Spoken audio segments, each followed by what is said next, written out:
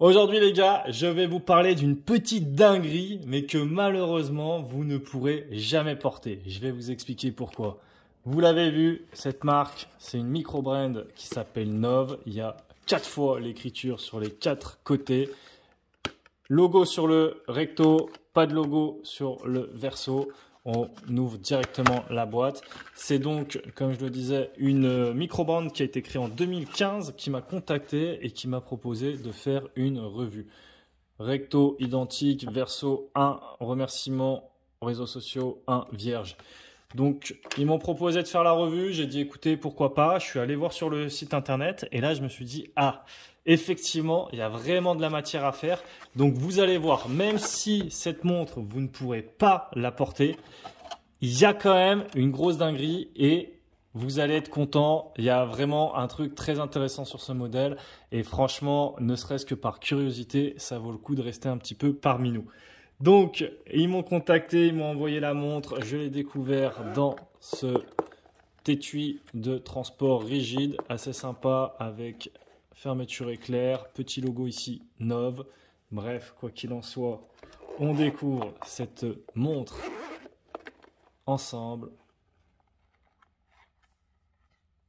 Hop là, donc là, dans l'étui de transport, il y a ici le petit user manual avec la carte de garantie qui est derrière. Je ne vais pas retourner pour la carte de garantie. Alors, on a l'habitude des user manual, on ne va pas passer 2 heures dessus. En revanche, moi je préfère écriture noir sur fond blanc plutôt que blanc sur noir.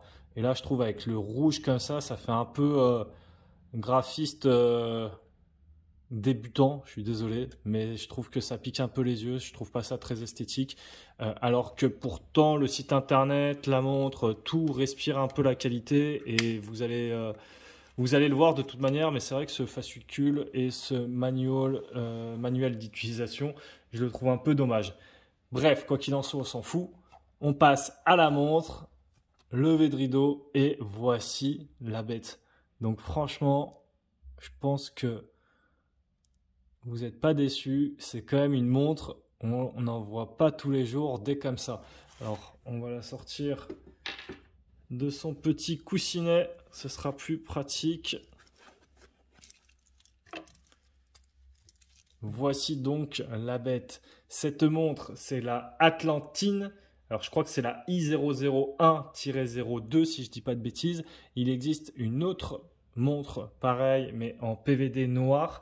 Donc, moi, j'ai préféré au début la PVD noire. Je trouvais qu'elle rendait bien, etc.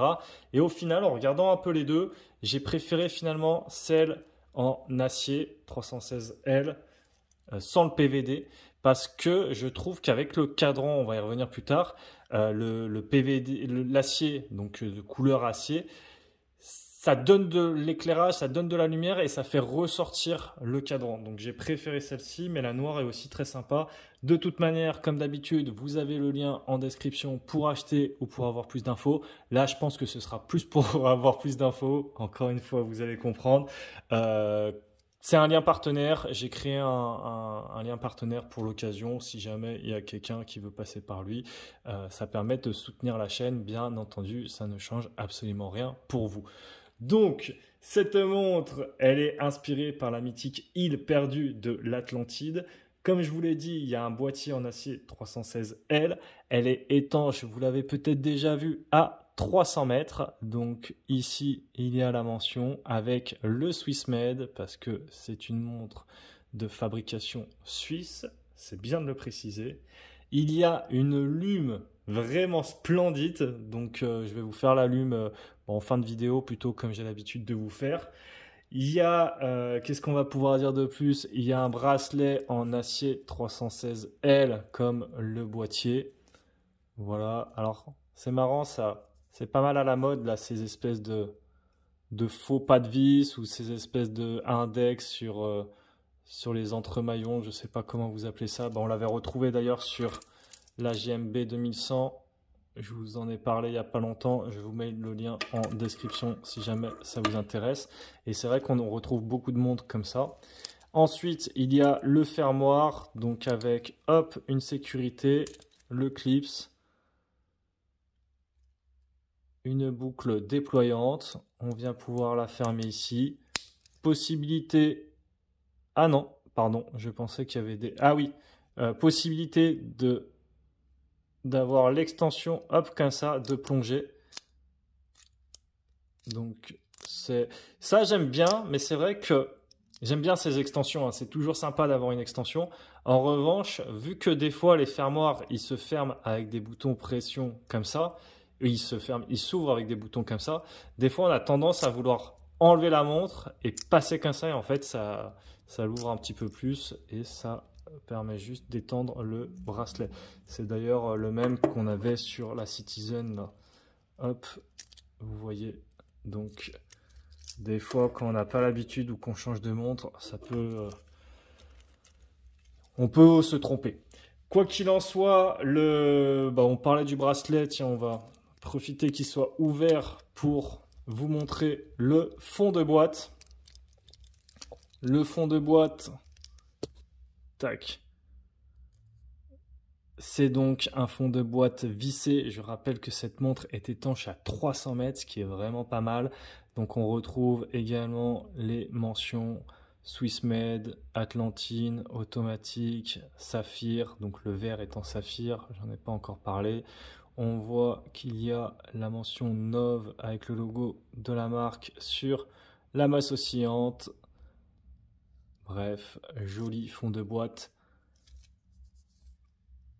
Les cornes ne sont pas percées et vous retrouvez ici sur le côté gauche la mention Nove avec 2 pas de vis ici. Donc vous voyez, il y a vraiment le boîtier et ensuite le socle un peu du boîtier que vous voyez là qui va reprendre avec les cornes. Je trouve que le design est vraiment sympa. Ça donne de la profondeur même sur le côté. Et là, on a donc la couronne avec un protège-couronne qui peut servir. On va comprendre plus tard. Je vais vous montrer en fait comment ça marche. Enfin, plus tard, je peux vous montrer maintenant.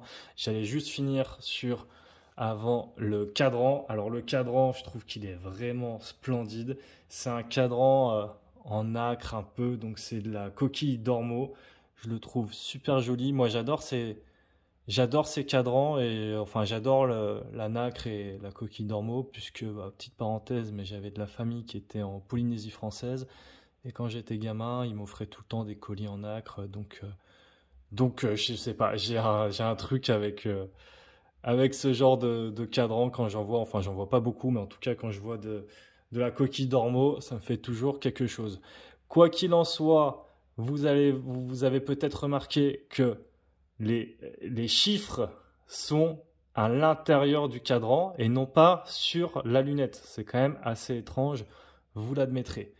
Et c'est là où cette montre, elle est vraiment intéressante et je me suis dit que ça pouvait être super d'en parler. C'est que regardez, si je viens rapprocher, hop, petit zoom, est-ce que vous voyez le 50, le 60 et même les index d'heures et les graduations sur les 10 premières minutes? En fait, c'est pas sur le cadran. Vous voyez, c'est vraiment...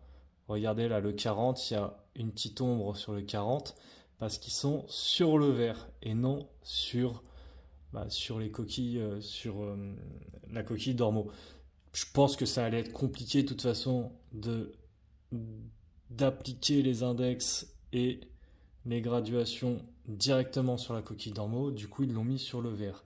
Et c'est là, d'ailleurs, petite parenthèse, petit cyclope à 3 heures. Voilà, débat, cyclope, est-ce qu'on aime, est-ce qu'on n'aime pas? Dites-moi dans les commentaires. Bref. Et c'est là, j'allais dire, qu'on va pouvoir se servir de cette espèce de protège-couronne, qui n'est en fait pas du tout un protège-couronne, qui est en fait, voilà, un système pour venir déverrouiller la lunette. Donc là, elle est verrouillée, je ne peux pas la tourner. Hop, j'ouvre ça et je peux venir tourner ma lunette. Vous voyez? Et alors si je dis pas de bêtises, par contre, elle est bidirectionnelle. Enfin, je dis par contre, puisque généralement sur les montres de plongée, on a l'habitude qu'elle soit unidirectionnelle. Mais là, elle est bidirectionnelle. Et de toute manière, elle est bidirectionnelle certes, mais normalement, elles sont Alors j'ai un peu de mal là à la tourner. Je pense que pour les plongeurs, ça doit pas être évident. Mais c'est aussi parce qu'il y a la vidéo, donc j'ai toujours des positions un petit peu bizarres. Mais on va la remettre sur le 60. Et je disais, oui, bah normalement, les lunettes de plongée, elles sont unidirectionnelles. C'est pour éviter hein, les accidents et que ça vienne rajouter, enfin que ça vienne fausser le temps de plongée. Donc là, au moins, elle est bloquée aussi. Il n'y a pas de problème là-dessus. On retrouve également le logo Nove à midi. Il y a des belles aiguilles assez massives qui vont bien d'ailleurs avec le reste de la montre. D'ailleurs, quand j'ai parlé du fond de boîte vissé, je ne vous ai pas parlé du calibre. Honte à moi, c'est un calibre, bah, j'ai oublié, c'est du Ronda, ça je sais. Si je dis pas de conneries, c'est le R150. J'ai un petit doute, je suis désolé. J'ai un petit doute, mais je crois que c'est le R150. Quoi qu'il en soit, cette montre, franchement, vous l'avez compris, moi je la trouve très sympa. Elle est géniale, franchement, il y a tout ce qu'il faut. C'est marrant puisque je vous ai parlé il n'y a pas longtemps de Terracello Mare et je vous ai parlé d'un ancien modèle justement qui s'activait via la lunette, qui est assez sympa et ça me fait un petit peu penser à ce système, même si bon, c'est pas forcément le même, mais ça me fait un peu penser à ça et c'est marrant, ils m'ont contacté pas tellement longtemps après, donc je ne sais pas si c'est parce qu'ils ont vu la vidéo ou pas. Quoi qu'il en soit, ça me fait marrer d'avoir des ovnis horlogers comme ça. Vous voyez ici, il y a le petit logo également sur la couronne qui est vissée, hein, bien entendu. Hop, on va faire tourner un petit peu les aiguilles. Donc, franchement, la montre a l'air vraiment de bonne qualité. Là, on sent sur la couronne, il n'y a aucun jeu, il n'y a rien. Il y a le stop seconde sur ce Ronda. Il y a tout ce qu'il faut. Tac. Je vais venir faire un petit tour. Donc là, je suis en position 2 pour le changement de l'heure, bien sûr. Je peux également venir me mettre en position 1 afin de régler la date que vous voyez maintenant bouger à travers le verre saphir. Donc cette montre, elle est vraiment chouette. Par contre, elle est assez lourde. Je vais faire la peser avec vous tout de suite. Et après, je vais vous montrer également la lume parce que cette lume vaut vraiment, franchement, le détour. Mais c'est quelque chose, cette lume. Alors, niveau du poids, elle fait 252 grammes, donc ce qui est assez lourd. Hein. Si je la compare par exemple à la Citizen 132, vous voyez, donc quasiment le double. Ça fait quand même un âne mort, hein, on va pas se le cacher. Et maintenant, on va passer à la lume et après, je vous expliquerai pourquoi est-ce que vous ne pourrez pas l'acheter. Et c'est pas forcément à cause du prix. Le prix, il est de plus ou moins 700 €, un petit peu en dessous pour la version acier et un petit peu au-dessus pour celle en PVD noir. Allez, on éteint la lumière. Regardez-moi cette lume. Alors, je ne sais pas si vous, sur la vidéo, ça ressort très bien ou pas, mais moi, il y a vraiment un effet de profondeur dans le cadran avec la coquille nacrée. C'est vraiment super sympa et on peut également d'ailleurs se faire un petit kiff et venir tourner la lunette. Tac, tac. Voilà, je trouve ça assez sympa. C'est vraiment une montre dont on n'a pas l'habitude de voir tous les jours. Mais alors, si le prix il est de 700 €, pourquoi? Attendez, je remets mon gant. Si le prix il est de 700 €, pourquoi est-ce que vous ne pourrez pas l'acheter? Eh bien, tout simplement parce que je ne vous ai pas encore parlé des dimensions. Et c'est là où ça se corse un petit peu, les amis. Je pense que vous n'êtes pas prêts. Alors, concernant les dimensions, on a d'abord l'épaisseur.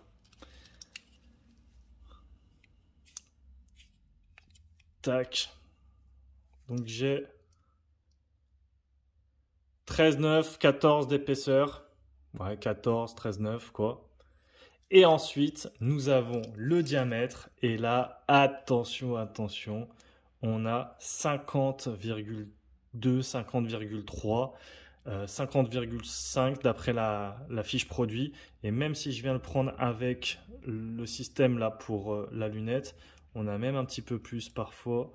On peut même aller à 51,5. Vous voyez 51,5, 51,6. Donc c'est juste importable.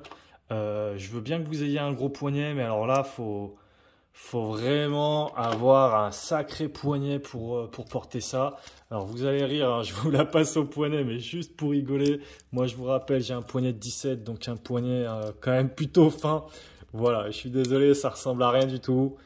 Ça ressemble à rien. Je suis déçu, puisque je l'aimais beaucoup cette montre. Et malheureusement, je vais pas pouvoir la porter, hein. Malheureusement, là, je vais passer plus pour un clown qu'autre chose. Mais pourtant, elle est super belle. Franchement, la même en 39, ce serait charmé si jamais c'est possible. Voilà. En tout cas, si jamais vous avez des montres de 50,5 mm de diamètre, dites-moi la taille de votre poignet. Je serais curieux ce que vous avez pour porter des telles ânes au poignet. Surtout que ça pèse son poids, hein, donc montre magnifique, mais malheureusement importable selon moi. J'espère que ça vous aura plu. Je vous dis à la prochaine sur mon ton calibre. Ciao.